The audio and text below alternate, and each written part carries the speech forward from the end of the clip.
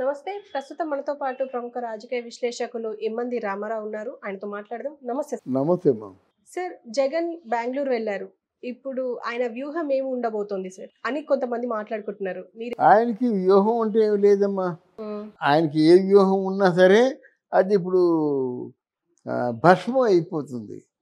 ఆయన దృష్టిలో విజయసాయి రెడ్డిని మించిన వాడు లేడని ఒక వ్యూహంతో ఉన్నాడు, దగ్గర చేర్చుకున్నాడు. ఈరోజు అందరి నోళ్ళల్లో పడి నవ్వుతున్నాడు విజయసాయి రెడ్డి. చాలా పతనానికి దిగజారిపోయినట్టుగా ప్రజలు అనుకుంటున్నారు. ఆయన వ్యూహం వల్ల సజ్జల రామకృష్ణారెడ్డిని మించిన ఆత్మీయుడు ఎవరు లేరనుకున్నారు. ఆయన కాస్త నువ్వు కొట్టిపోయి పంపించేసావో, తిట్టి పంపించేసావో, మొత్తానికి చాలా అసహ్యంగా ఆయన కెరీర్ ఉంది. ఇకపోతే నీ వ్యూహాల్లో ఉన్న ప్రముఖులు ఎవరు?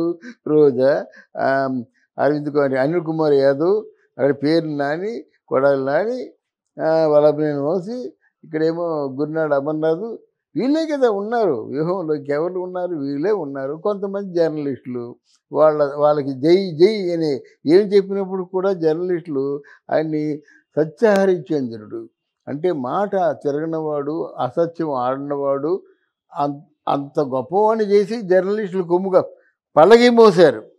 నా భయం లేదు, పల్లకి మోసారు జర్నలిస్టులు అంతా కలిసి. కొంతమంది ఆయన తాలూకు ఆయన్ని అమితంగా ప్రేమించిన వాళ్ళు, ఆయన్ని దేవుళ్ళ చూసేవాళ్ళు పల్లకి మోసారు. వీళ్ళే నమ్మావు నువ్వు. వీళ్ళే నీ కొంప ముంచేసి ఈరోజు ఇంత దరిద్రంగా ఉండడానికి కారణం వీళ్ళందరే. నువ్వు నీ వ్యూహం ప్రకారంగా వీడైతే నా బాగా కుమ్ము కాస్తాడు, వీడైతే బాగా మాట్లాడతాడు, వీడి చేత బూతులు మాట్లాడిద్దాం, వీడి చేత ఇంకా మంచి బూతులు మాట్లాడిస్తాం. తర్వాత వాళ్ళకి ఏదో పేరు ఉంది కదా, ఆ పేరున్న వాళ్ళ చేత ఏమో వైఎస్ఆర్ కాంగ్రెస్ పార్టీని బాగా పొగిడిద్దాం. ఇదే ఆయన వ్యూహం. రాజకీయాల్లో పైకి వచ్చేవాడు ఇంత దరిద్రంగా ఎవడు ఆలోచించడు. ప్రజలు ఎప్పుడు ప్రజలకి నువ్వేమి చేశావు? పథకాలు అంటావు. పథకాలు అందరికీ ఇచ్చారా?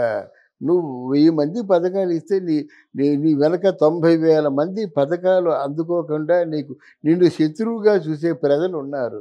అది మరిచిపోయి పథకాలంటే ఎంతమందికి ఇచ్చావు పథకాలు? ఒకవేళ ఇవ్వాలంటే ఎవరికి ఇవ్వలేడు. నవరత్నాలు ఎవరికి ఇవ్వలేడన్నమాట. ఏదో ఇచ్చామనిపించుకోవడం చేయడం కానీ తర్వాత ప్రజల మధ్యన ఉండాలా. నువ్వు ప్రెస్ మీట్లే పెట్టలేదు, అక్కడ ఏం జరుగుతుందో చెప్పలేదు. ఇక్కడ కానీ కేంద్రంలో కానీ నిన్ను ఎలా నమ్ముతారు? నీకు వ్యూహరచన ప్రజల మనసుల్ని ఎలా గెలుచుకోవాలి అనేటువంటి వ్యూహరచన ఉండాలి. కానీ ఇదంతా ఏముంది? అడవి వెళ్ళావు, సొంత ఊరు పులివెందుల్లో నీ మీద తిరగబడ్డారు. అర్థమైందా? ఇక్కడికి వచ్చావు, ఇక్కడ నీకు తలా తోక తెలియటం లేదు. అర్థమైందా? ఇక్కడ లోటస్ పాండ్ దగ్గరేమో అనధికారికంగా కట్టినటువంటి ఆ 3 ఇళ్ళని పగలగొట్టేశారు. అక్కడేమో రిషికొండ ప్యాలెస్ గొడవల్లో ఉంది, సీజ్ చేశారు. ఇంకా ఎక్కడెక్కడ బోట్ క్లబ్ అని ఒకటి ఉంది ఎక్కడో మన విజయవాడ సమీపంలో పేరు. మరి దాన్ని పడగొట్టేశారు. కేవలం నువ్వు మంచి పని చేస్తే ఎలా ఉండదు కదా. పోనీ తెలివైన పని కూడా చేయలేదు. చేస్తే ఎవరు రాలేరు కదా ఎవరును. నువ్వు కాబట్టి ఆ ప్రజావేదికని పడగొట్టేస్తావు ఫూలిష్గానా.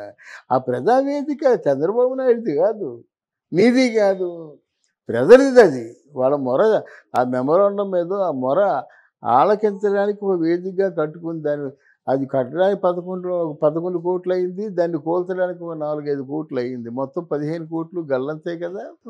నీ తాలూకు వ్యూహాలన్నీ ఎలాగుంటాయని నువ్వు ఎప్పుడైనా ఆలోచించావా?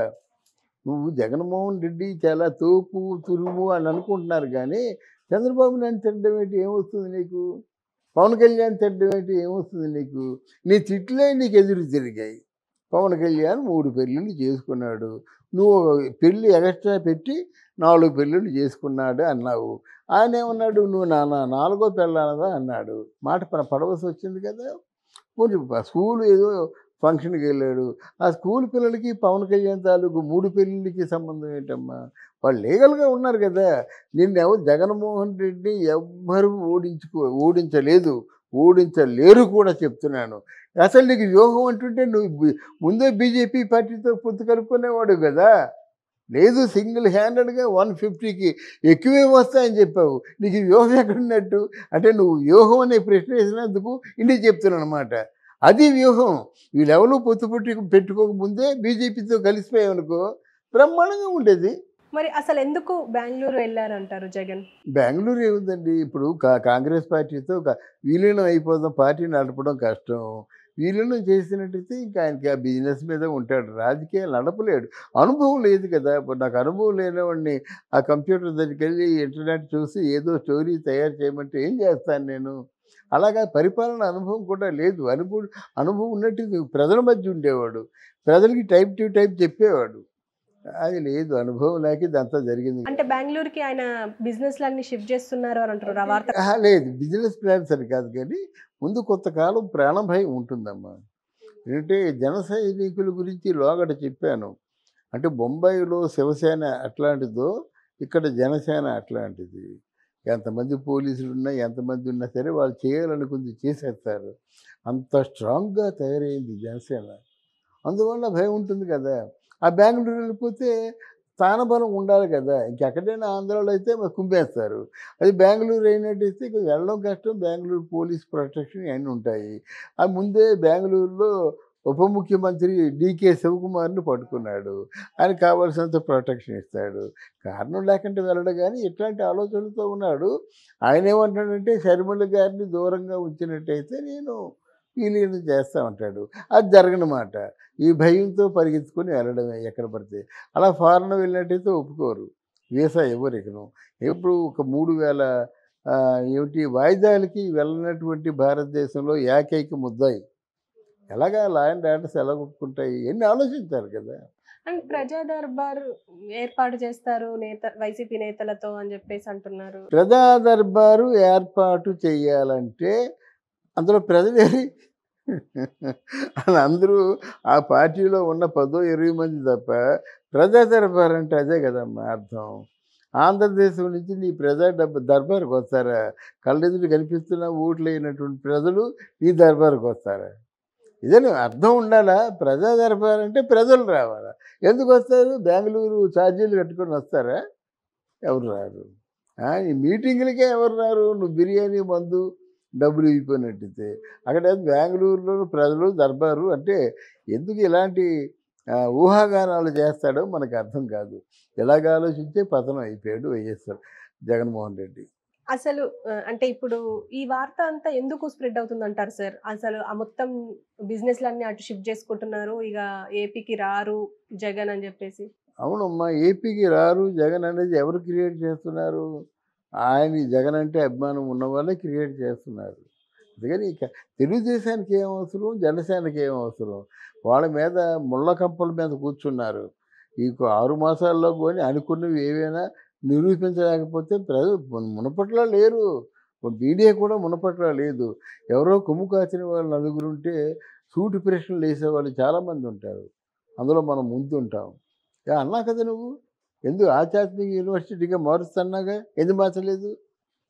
ఉప్పాడేమో మెరీనా బీచ్లో చేస్తాన్నావు కదా, ఎందుకు చేయలేదు? నీ దారులన్నీ కూడా నీ సొంత డబ్బు ఖర్చు పెట్టినా సరే అంటే పిఠాపురానికి మంచి రహదారులు ఏర్పాటు చేస్తా అన్నావు, ఏం చేయలేదు? అని అందువల్ల ఇప్పుడు చంద్రబాబు నాయుడుకి కూడా తక్కువ ప్రశ్నలు లేవు. అవి లేకుండా జాగ్రత్త పడాలా. వెళ్తున్నారు కేంద్రం దగ్గరికి, ఒక స్పెషల్గా అంటే రిక్వెస్ట్ చేసి నిధులు అడుగుతున్నారు, తెచ్చుకుంటున్నారు, ఇక్కడ ఏం చేస్తున్నారు. అది లేకపోతే ఆ కళ్ళు మూసుకొని తెచ్చేలాగా ఆయనకు నెల అయిపోతుంది. నెల అయితే 8,000 కోట్ల బడ్జెట్ కావాలి. ఇదంతా ఎక్కడి నుంచి వస్తుంది? ఇంతవరకు ఏది ఉందో ఏది లేదో తెలియదు. ఇంకా శ్వేతపత్రం రిలీజ్ చేస్తూ ఉంటారు అనమాట. మరి జనాలకి వీళ్ళు ఇచ్చిన వాగ్దానాలు నిలబెట్టడానికి ఆ ఖజానాలో డబ్బు ఉండాలి కదా. వీళ్ళ ముందున్న సవాళ్ళు ఇవి. ఆ జగన్మోహన్ రెడ్డి ఎలా పోతే ఉంది, ఆయన గురించి పట్టించుకుంటూ వచ్చినటువంటి లాభం ఏమి లేదు. Let him go on his own way. మనం చేయలేం కదా.